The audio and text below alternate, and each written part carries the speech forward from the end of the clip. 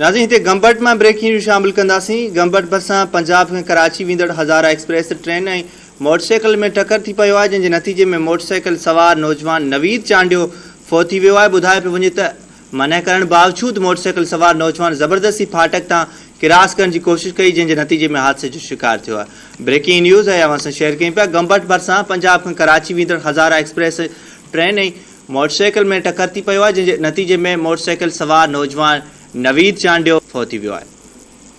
अवांखे आगाह कयूं पिया। ॿुधाए थो वञे त मने करण बावजूद मोटरसाइकिल सवार नौजवान ज़बरदस्ती फाटक तां क्रॉस करण की कोशिश कई, जंहिंजे नतीजे में हादसे जो शिकार थियो आहे। इन हवाले से अपडेट मालूम कंदासीं। गंबट जो रिपोर्टर मुमताज़ मेमून असां सां टेलीफोन लाइन ते मौजूद आहे। आगाह कजो इन हवाले से मुमताज़। जी बिल्कुल, माता गेटा अफ़सोसनाक वाक़े खां आगाह कंदो हलां त गंबट रेलवे फाटक वटि जेको आहे पंजाब खां कराची वेंदड़ तेज़ रफ़्तार हज़ारा एक्सप्रेस ट्रेन जो मोटरसाइकिल सवार खे ज़ोरदार टक्कर लॻण सबबि जेको नौजवान आहे नवीद चांडियो उहो जेको आहे फ़ौत थी वियो आहे।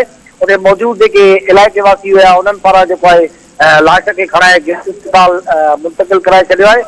मां तव्हांखे ॿुधायां त इलाइक़े वासियुनि मूजिबि जेको आहे नौजवान फ़कीराबाद खां कंहिं कम वॻे जेको आहे गंबट अची रहियो हुयो त जेको फाटक जो बंदि हुयो दरवाज़ो, उहो जेको आहे पटरी क्रॉस करण दौरान जेको आहे अचानक जेको आहे ट्रेन स्पीड सां अची रही हुई, जंहिं सबबि जेको आहे हुनखे ज़ोरदार टक्कर लॻो ऐं जेको नौजवान आहे नवीद चांडियो वो तॾहिं ते फ़ौत थी वियो आहे।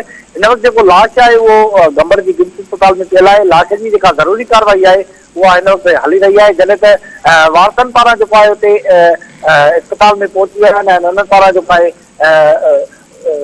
ठीक है, मेहरबानी मुमताज़ मेमन तफ़सील ॾिना।